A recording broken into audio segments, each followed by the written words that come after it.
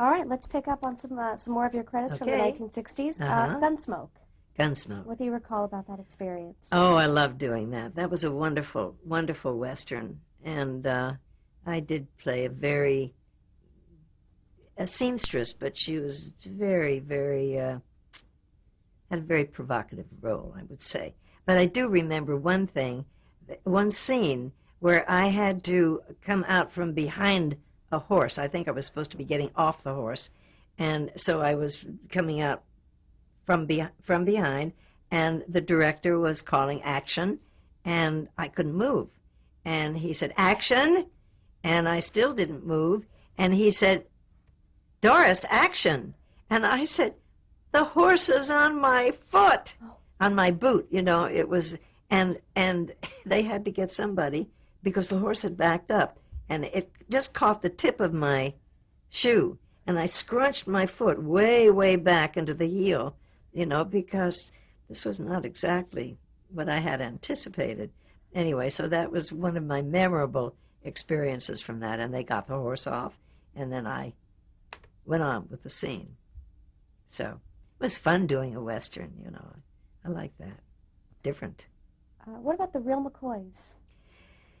Well, I enjoy doing that because I love Walter Brennan. And I worked with him on that, and Jack Cassidy played my husband on that. We were roofing salesmen, con artists, you know. And I think that my husband was not directing, producing that show at that time. No, I think I did it, I forget. Well, anyway, he wound up doing a show for Walter, the tycoon, and got to know him very well. And I did that show as well. But, yeah, the Real McCoys was fun. And Walter was such a character. Yeah, he really was. Charlie was very fond of him. He would go up to his ranch in Oregon and his private plane, and they had a great time. Yeah. Quite a difference in ages, but nevertheless. And then Andy's son, Walter's son Andy, was on the tycoon. So they were all very close. How about Hazel? Shirley Booth. Oh, well, that was fun because Shirley Booth was, you know, she was the original Miss Duffy, and there was nobody like her, nobody. I mean, she was wonderful, and I loved working with her because, you know, there were some people who were just okay to work with, very nice, but others were very, very special, and she was. And that was later in life, you know, for her. And she was playing the maid, and it's cute. And I had a very good part in that. And I did several of those, I think. But I was the Hazel was trying to get the little son's teacher a boyfriend, and there was a man who was a widower, and so she wanted to get them together, but her boss wanted his friend to marry me, and I was, of course, the femme fatale, and the children didn't like me at all, and I was just very sophisticated, and very, you know, like that. It was fun. I enjoyed that. In 1963, you were on an episode of The Twilight Zone called A Kind of Stopwatch. Yeah. What do you recall about that experience? Oh, that show has been on so many times. Again, it was hard to tell of experiences. You just came in and you either did a show that was very interesting or a show that was, you know, just okay. But that was very interesting, and that's why it's been on for years, over and over and over again. What do you recall about that? What was the working on a series of that nature? Oh, you mean because it was Twilight Zone? Mm-hmm. It was a different thing, you know. That was the stop. The watch stopped, and I was the secretary, and I was caught on the boss's lap. Can't tell you too much about it because, even though it's been on a lot, I haven't watched it a lot. But that was the time. The time stopped. I forget who wished for it, but anyway, it happened. And then everybody was caught in very strange circumstances. Was Rod Serling never on the set when you were there? And not that I remember. I really don't remember that. Maybe, but I don't remember. Okay. Let's move on to a show you appeared on a number of times, the Dick Van Dyke Show. Well, that, of course, was wonderful. And that was from, I guess that was it wasn't a spin-off of Danny Thomas, but it was a Danny Thomas show, as I recall. And Dick was so talented. Mary was cute and funny. All I can tell you about that is she got my hairdresser because I had my hair done before we filmed the show. She said, "I love your hair. Who does it?" I said, "His name is Joel, and he's at Menage a Trois." So she went to Joel, and he became her hairdresser. But at that time, he couldn't come on the set. He had to do her hair in the trailer, you know. He didn't give up his job immediately at the salon, but shortly. I mean, the next time, I guess, when the series went on, for the next season, he became her hairdresser, and did her hair for years. So, there, that's the Dick Van Dyke Show for me. Now, what connection did your husband have to Carl Reiner? Were they were associates previously? Oh, well, Charlie was head writer on the Dinah Shore Hour show, and Carl was hired, and he was head writer and wasn't director, but he did direct some. Carl was hired as an actor on the show, and to appear as an actor and do some writing. So that was their association. And it's the funny thing about that show, Dinah had just finished doing her show, which was on for Chevrolet. And then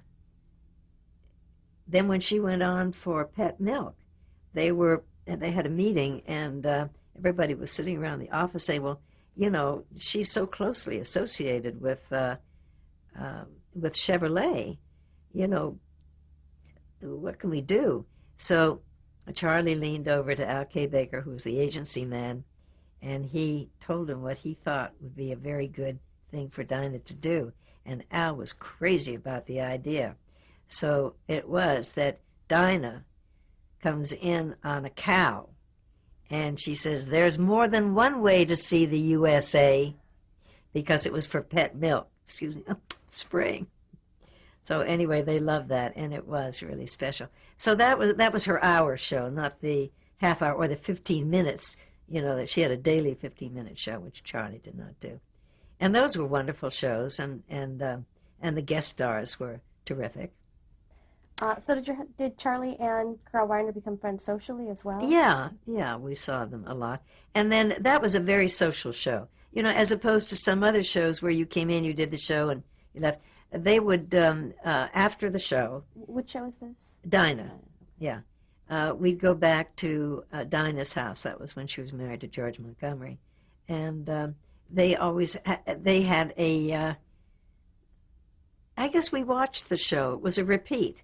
So we watched it, and then we had dinner there, and it was a very, very nice, enjoyable time. And then we went back to New York. They did the show from New York, and that was fun because it was then you were with people a lot, especially on the hour shows. And the same way with Durante. And when Charlie was doing the Durante show, he was the head writer.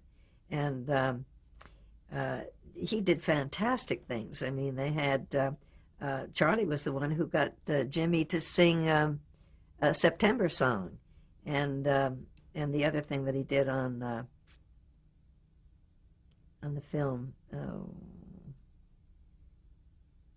When You're Young at Heart, and Durante didn't want to do it. He said no. He said, well, Charlie said, well, it'd be good. He said, Walter Houston sang September song, and it was great. And he says, no, it's like I'm an old man. And he never wanted to be an old man. He always wanted to be the Lothario, And so anyway, Charlie finally persuaded. He said, I could do a serious song. He said, I got a 1 room, 2 room, 3 room, 4 room, 5 room, bedroom house? And he says, I don't need a 1 room, 2 room, 3 room, 4 room, 5 room. He said, I could live in a 1 room house. You know, Charlie said, that's not such a serious song, Jimmy. I think people will laugh when you do that. So anyway, he got him to do these other things, and they were very successful for him. But on that show, that was a live TV show. That Colgate Comedy Hour had Durante and Martin Lewis and Danny Thomas, and they alternated, you know. So Charlie had all these wonderful people with Durante, like Ezio Pinza, and he had them build a 2-story set, and he had Pinza in the bathtub on the 2nd story, and Durante was in the it was an apartment house, you know. Durante was in the 1st floor, and Pinza is in his bathtub singing, you know, and Durante is knocking on the ceiling. Shut up there, you know. And then finally the bathtub comes down, because he comes right through and into Jimmy's apartment. And they did such different things. They were really great, with all these wonderful people. Helen Traubel, and she did the Ride of the Valkyrie, and Durante is saying, why would she, you know, what are we going to do with that singer?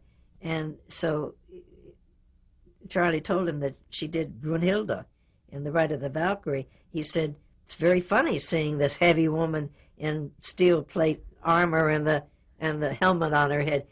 Jimmy agreed. That was funny. So, you know, anyway, they were different. Oh, everything was different then. Today it's all the same. Everything is who's sleeping with whom and so forth.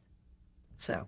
Well, now, quickly about the Dick Van Dyke Show. That was an ensemble sitcom. With, what was it like for you coming in with this established group of very funny people? Well, Mary, you know, was very, very new to TV.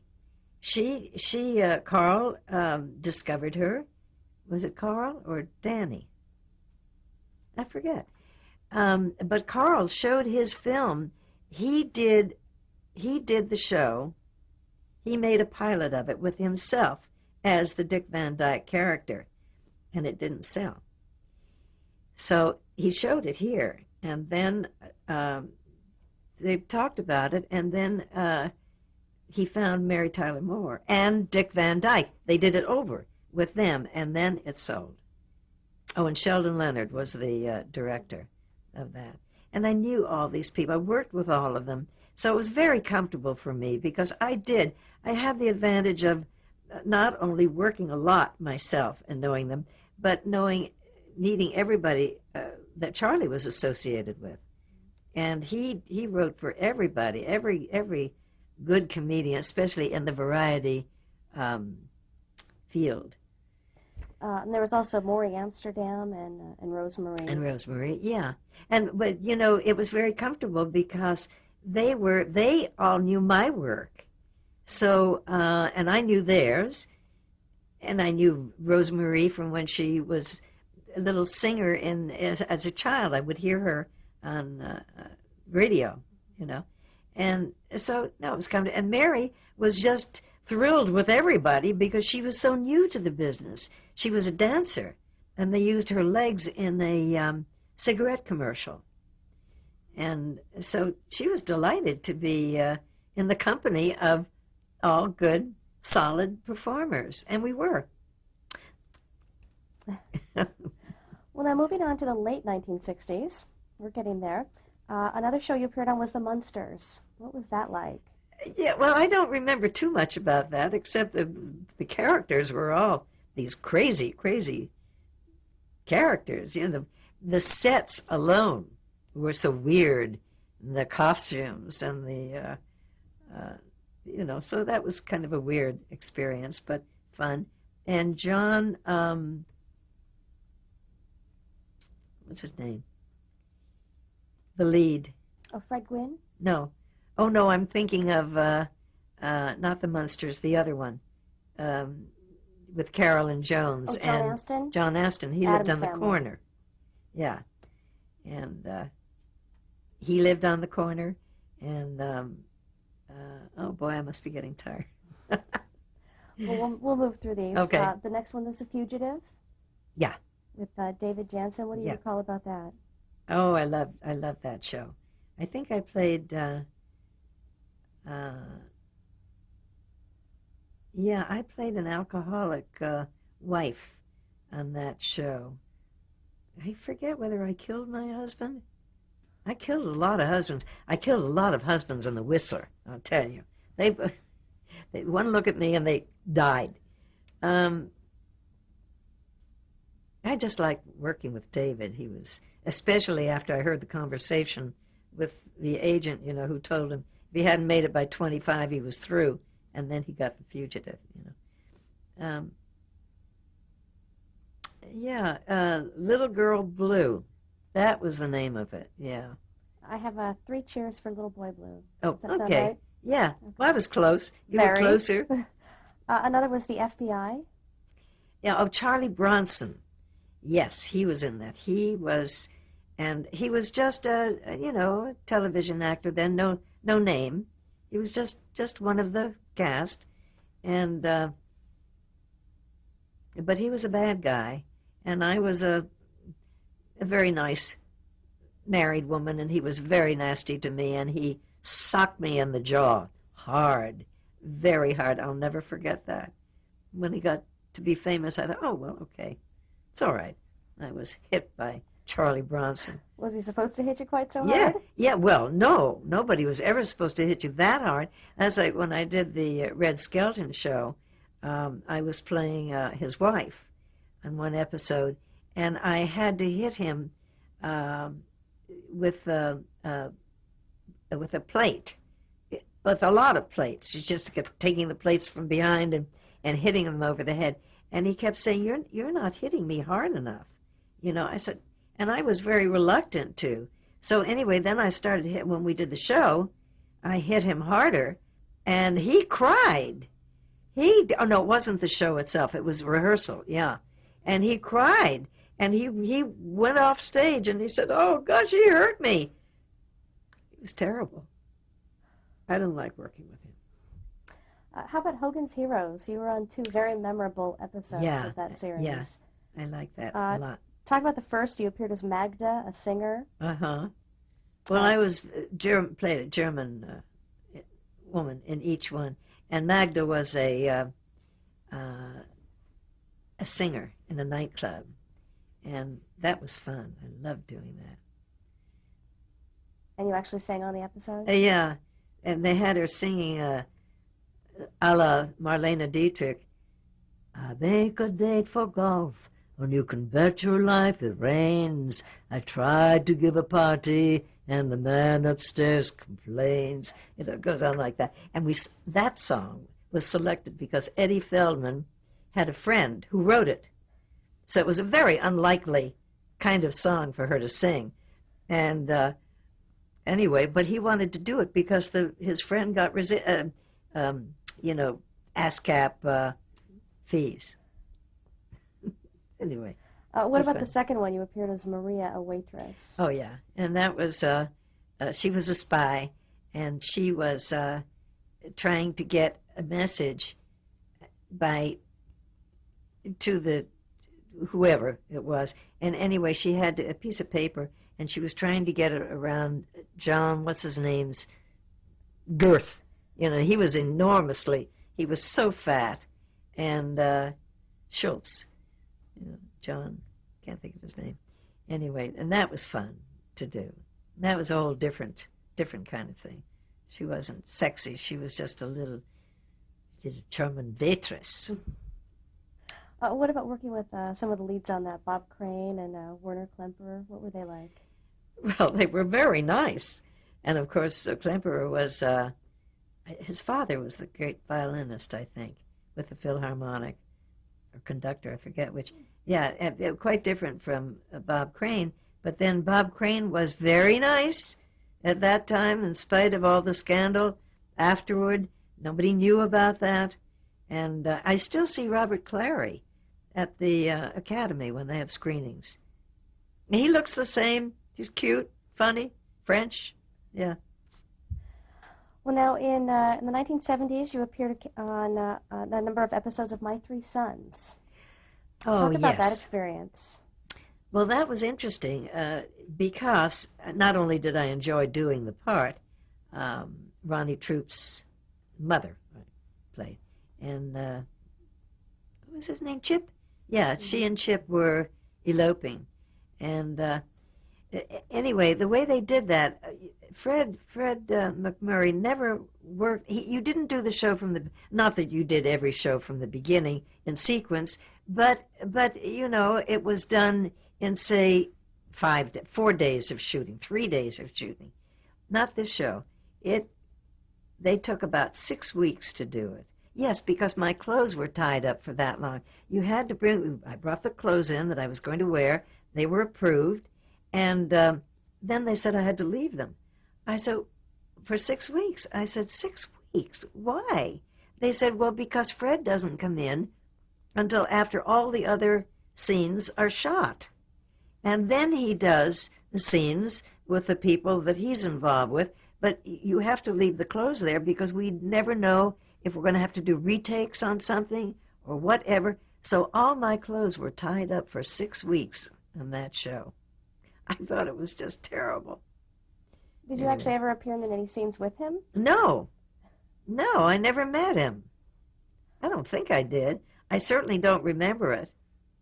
No, I worked with Bobby and with Ronnie and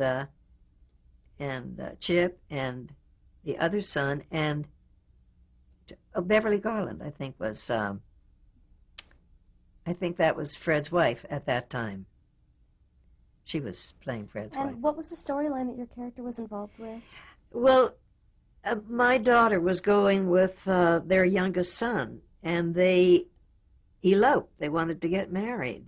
And so it went over, on for a long period. They held it back from the family. They didn't want to tell them. And then they finally ran away, and they get in the car, and they're, driving all over trying to find them. And finally they were reconciled and to the fact that they were going to be married, and that's all there was to it. And the families didn't approve? Well, they got to approve. It was Fred who was the holdout. Beverly approved, and we eventually approved. We thought she was pretty young to be going off, but so was he. That was nice.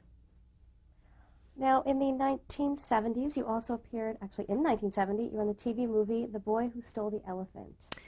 That was the most fun. That was for Disney. That film. Yeah. Well, I played a trapeze artist, and Betty Lynn played my sister, and we were sisters in this broken-down circus. And isn't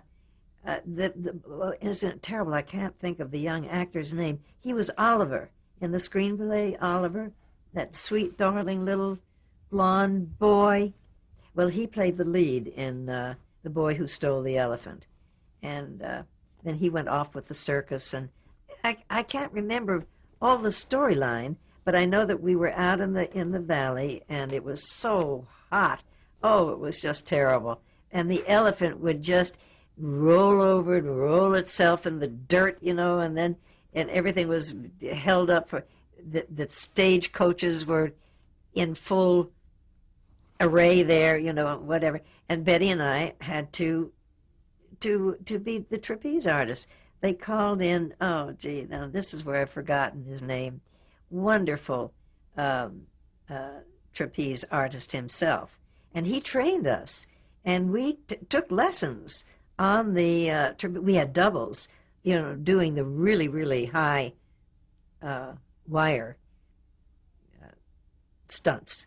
But we did a lot, and that was fun. It was wonderful. It's another, just another thing to do that was so different.